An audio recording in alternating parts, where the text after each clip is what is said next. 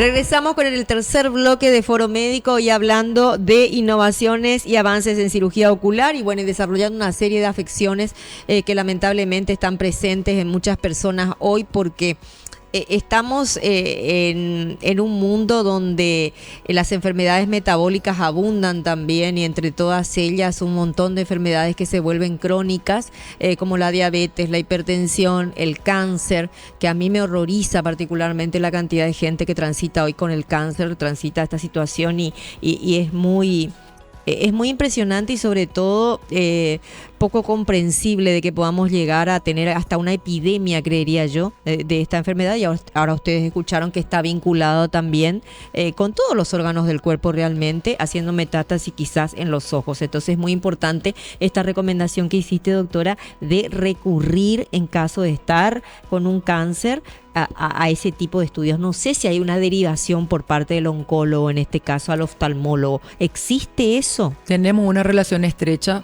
Yo particularmente hago tumores de órbita. Entonces muchas veces el diagnóstico del tumor, si es originario del globo ocular o la órbita, nosotros encaminamos al paciente para que haga un control con el oncólogo, para que haga el screening completo, porque muchas veces cuando un paciente tiene un tipo de tumor, tiene que hacerse resonancia en todo el cuerpo buscando metástasis. Y a veces al contrario, ellos tienen una afección sistémica y nos mandan la interconsulta a nosotros para que evaluemos si tiene o no compromiso también en el ojo.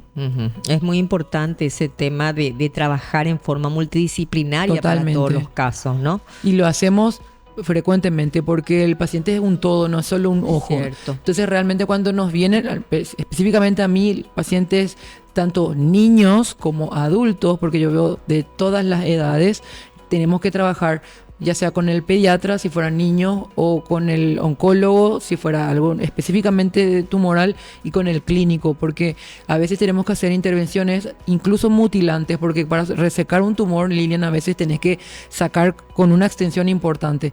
Entonces a veces el clínico tiene que estar evaluándonos para que nos diga si puede ser sometido a ese tipo de cirugías.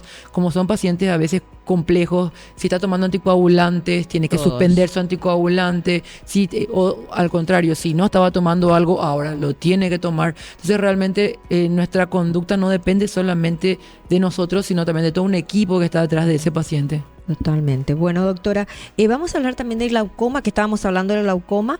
Me quedó pendiente, me olvidé, me perdí un poco porque me fui hacia el cáncer. Por las cirugías de glaucoma. Las cirugías de glaucoma. Decíamos de que es una enfermedad que también tiene una predisposición genética, al mismo tiempo también puede ser una enfermedad adquirida y adquirida por el mal estilo de vida, hay que decirlo también, así que ¿no? Es una enfermedad realmente multifactorial. Ahí está. Sí, hay varias causas y lo que es más importante que la gente tiene que saber es que el glaucoma afecta al nervio óptico.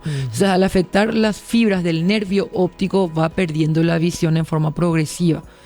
Hay distintos tipos de glaucoma, como habíamos dicho, y el glaucoma crónico, que así le denominamos, es el que es asintomático, que lo detecta el oftalmólogo en la consulta cuando el paciente viene a lo mejor para un simple anteojos de vista, pero al hacer el examen le evaluamos la presión intraocular, le evaluamos el fondo de ojo y ahí podemos tener la sospecha y pedirle una serie de estudios para confirmar esa sospecha diagnóstica y tener un diagnóstico precoz. ¿Con un simple fondo de ojo ya se dan cuenta ustedes de que podría tener un problema de glaucoma? Con el fondo de ojo nosotros podemos ver el nervio óptico y el aspecto del nervio óptico, y eso nos orienta a nosotros a pensar o no en la posibilidad de glaucoma, porque el nervio óptico sano tiene un aspecto y el nervio óptico con sospecha de glaucoma también tiene un aspecto característico, y una vez que nosotros vemos esos hallazgos, le solicitamos una serie de estudios al paciente para confirmar el diagnóstico.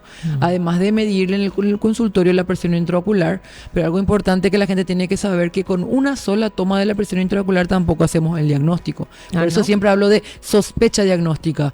Nosotros tenemos que evaluar al paciente en más de una oportunidad con respecto a la presión ocular para poder determinar que tiene realmente glaucoma y otra serie de estudios que lo confirman. ¿Cuántos estudios querían? Son varios. Por ejemplo, la papilografía es un estudio para ver la papila óptica, o sea, el nervio óptico. Nos sirve para el diagnóstico y seguimiento, porque yo veo cómo está su nervio óptico hoy, y ahí si veo un hallazgo que me llame la atención, diagnostico.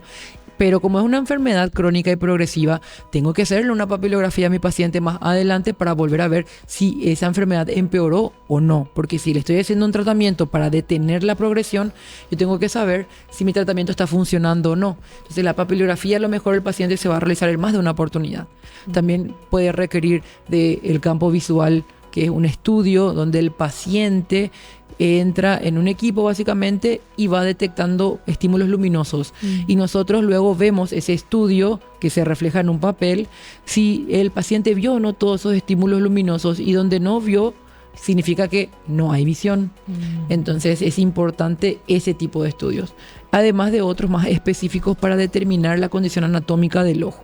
Ya, o sea, son estudios muy, muy finos que vamos a decir, específicos, ¿no? que hace básicamente un especialista en glaucoma. La gonioscopía también es un tipo de estudio que hacemos los oftalmólogos para determinar cómo está el ángulo del ojo. ¿Cómo se llama? Gonioscopía. Gonioscopía. Sí, ese estudio que se hace en consultorio, Lilian, o sea que no es un estudio que lo va a hacer en otro lado.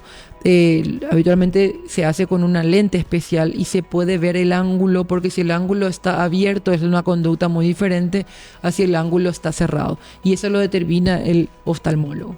Ya. Ahora, ¿qué síntomas siente el paciente con glaucoma?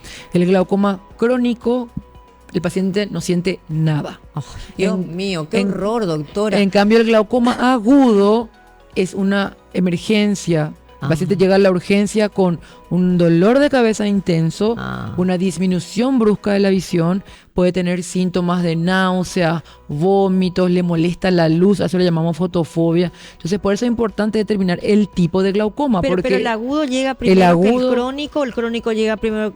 Explícame ahí, porque el crónico yo entiendo que ya es instalado. Exacto. Y entonces, el otro es cuando comienza. No, al revés. En realidad, el diagnóstico del glaucoma agudo es por sus síntomas súbitos. Entonces el paciente te va a llegar a una urgencia, no se va a ir al oftalmólogo. En cambio, el paciente con el glaucoma crónico, como no tiene síntomas, no se va a ningún lado. Se va de repente porque quiere cambiar su lente para ver de lejos. Y ahí nosotros nos encontramos con eso. Cuando un paciente con glaucoma crónico viene pensando en, doctora, revísame si tengo glaucoma, cuando tiene mamá, papá o algún familiar con glaucoma, porque ya sabe. Hay una predisposición genética importante. Así mismo. Entonces, el glaucoma agudo nos llega a la urgencia. El glaucoma crónico puede pasar desapercibido, el paciente ni se da cuenta que está perdiendo la visión. Y el médico clínico que recibe, porque vos me decís, se va a un clínico, no se va al oftalmólogo, ¿que lo deriva automáticamente o no siempre? El glaucoma agudo, el clínico que lo recibe tiene que hacer un diagnóstico diferencial, tiene que diferenciar entre un accidente cerebrovascular, tiene que diferenciar entre una migraña y otras cosas. ¡Qué confuso, doctora! Por eso es que insistimos mucho, porque el dolor de cabeza es un síntoma común a varias afecciones, pero es el médico clínico el que va a discernir cuál de las afecciones es realmente para tratarlas. O sea, un clínico tiene que estar capacitado para diagnosticar un glaucoma agudo y sacarle al paciente de esa emergencia. Y ahí eventualmente hacer la interconsulta con el oftalmólogo, que es el que le va a dar el tratamiento definitivo.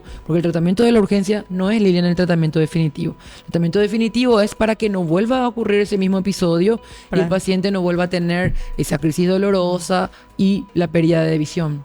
La pérdida de visión. Así mismo. Bueno, vamos a hablar si hay intervención o procedimiento quirúrgico para el glaucoma. Para el glaucoma agudo, sí. Luego de que el médico, ya sea el clínico o el oftalmólogo, le saca al paciente de la crisis aguda, se tiene que hacer una iridotomía con jack láser o una iridectomía quirúrgica para solucionar ese problema de manera definitiva. Así que sí tenemos tratamiento, pero lo importante es el diagnóstico inicial. ¿Y el glaucoma crónico ya no? En el glaucoma crónico también hay cirugía. Solamente que lo que retarda el tratamiento en el glaucoma crónico es el diagnóstico, porque al ser asintomático, el paciente llega más tarde a la consulta. Más tarde, exactamente. Bueno, otra pausa, doctora. Otra pausa muy cortita. Enseguida regresamos con el último bloque ya de Foro Médico.